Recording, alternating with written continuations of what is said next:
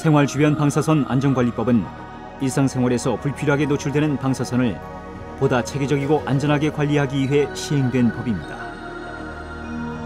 생활 주변 방사선 안전관리법에서 지목하고 있는 관리 대상으로는 우라늄, 토륨, 포타슘 등 천연 방사성 핵종이 함유된 원료 물질과 공정 부산물 및 가공 제품과 우주 방사선, 그리고 방사성 물질을 함유한 재활용 고철이 해당됩니다.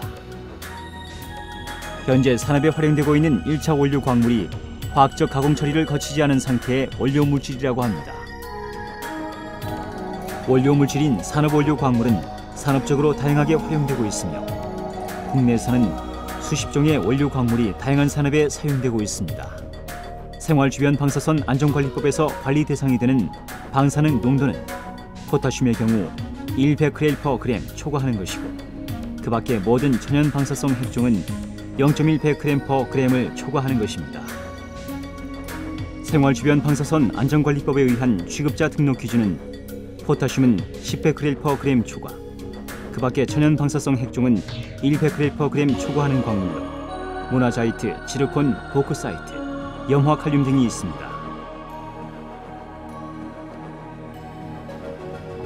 모나자이트는 팔찌, 목걸이, 의류, 욕조 원료, 페인트 등 건강 제품으로 많이 활용되고, 지르콘은 특수 내화 벽돌, 주물사, 연마제에 사용되며, 점토는 도자기, 위생 도기, 타일, 벽돌에 이용됩니다.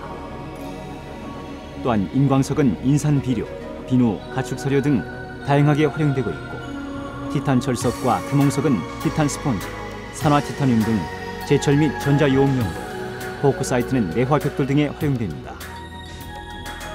등록 기준이 되는 관리 대상 물질의 취급자는 원자력 안전위원회에 등록 신청을 해야 하는데요.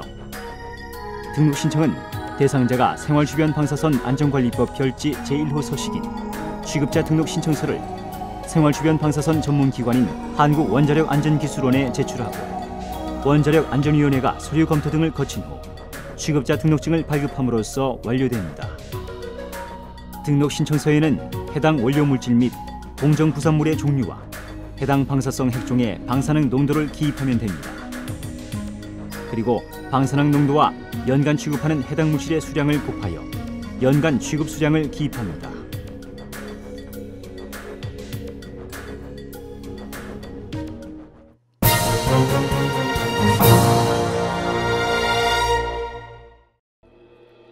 생활 주변 방사선 안전관리법에서의 공정 부산물이란 1차 원료 광물이나 물리적 처리를 거쳐 파 분쇄된 원료 물질을 가공을 위해 화학적 처리 또는 제조 과정을 거치면서 부수적으로 발생하는 2차적 산물을 의미합니다. 즉, 원료 물질을 다루는 공정의 부산물이나 일반 공정에서 발생한 부산물이 방사능 농도 기준을 넘는 경우 공정 부산물이 됩니다. 생활 주변 방사선 안전관리법에서는 K40 물질의 농도가 5베크렐/g을 초과하고, 그 밖에 모든 천연 방사성 핵종이 0.5베크렐/g을 초과할 때 공정 부산물로 관리되는데요. 여기서 관리 대상이 되는 공정 부산물로는 비료 공정에서 인산 석고, 석유 가공 공정 배관 스케이, 보크사이트 공정의 레드머드, 원료 물질 공정 중 발생되는 집진 먼지 등이 있습니다. 원료 물질과 공정 부산물은 자연 방사선을 방출할 수 있으므로 생활 주변 방사선 안전관리법에서 주요 관리 대상입니다.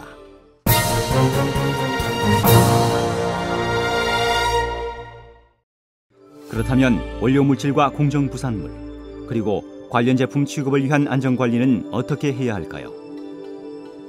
먼저 원료 물질과 가공 공정에서 비산되는 먼지 관리를 위해 원료 물질의 일정 수준의 수분 함량을 유지해야 하고, 집진 장치를 가동하여 먼지 확산을 최소화합니다. 또한 가공 공정 내 컨베이어 벨트의 끝부분, 분쇄기, 천막에서 먼지를 추출하여 방사능 농도를 주기적으로 측정하고, 정화된 공기는 공장 시설로 들어갈 수 있도록 설계되어야 하며, 만약 작업장이 원료 물질 등에 노출된 경우에는 방독면이나 방진 마스크를 착용하여야 합니다. 사질토와 같이 입자 형태의 방사능 농도가 높은 원료 물질의 경우 누출 시 오염 사고를 발생시킬 수 있는데요. 이 역시 가장 효과적으로 해결하기 위해서는 작업장 관리에 주의를 기울여야 합니다. 이들을 보다 안전하게 관리하기 위해서는 주변 환경 모니터링도 중요한데요. 관리 기준 이상으로 판정된 원료 물질, 공정부산물 취급자는 방사선량률 측정기를 활용하여 규정된 관리 기준에 따라 주기적으로 방사선량을 측정해야 합니다. 또한 휴대형 방사선 감시기의 경우 측정 방법에 따라 결과가 다르게 나타날 수 있으므로 측정 절차를 반드시 준수해야 하며, 종사자의 선량은 종사자가 접근 가능한 지역 중에서 상대적으로 높은 곳의 선량을 측정하는 것이 중요합니다. 취급자 등록을 한 업체는 종사자의 안전관리를 위해서 종사자 방사선 피폭 저감을 위한 조치를 시행해야 합니다. 피폭 저감을 위한 방법으로는 방사선 측정 장비를 이용하여 주기적으로 방사선량률을 측정하고 공기 중 방사능 농도를 분석하고 비산 등에 의한 내부 피폭을 방지하기 위해 마스크를 착용해야 합니다.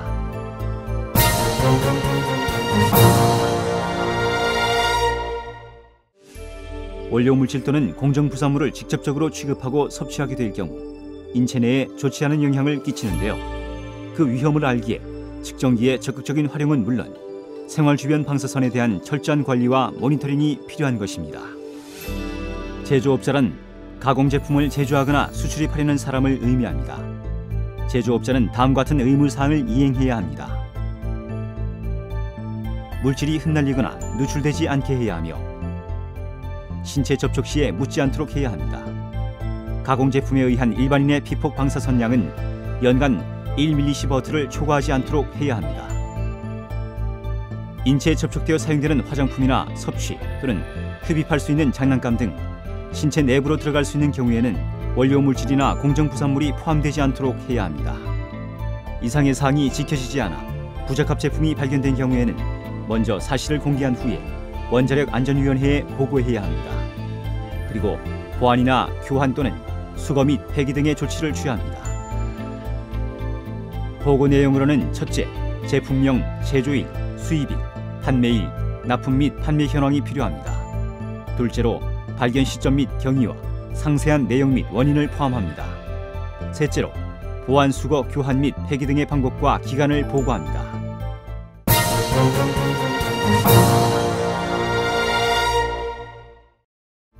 제조업자는 가공 제품이 부적합한 사실을 알게 되었을 때에는 그 사실을 공개하고 5일 이내에 원자력안전위원회에 조치에 대한 계획을 수립하여 보고하여야 합니다.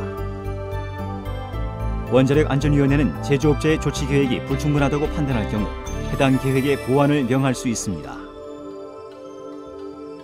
원자력안전위원회는 부적합 가공제품 제조업자가 명령을 이행하지 않은 경우 행정대집행법에 따라 대집행을 할 수 있습니다.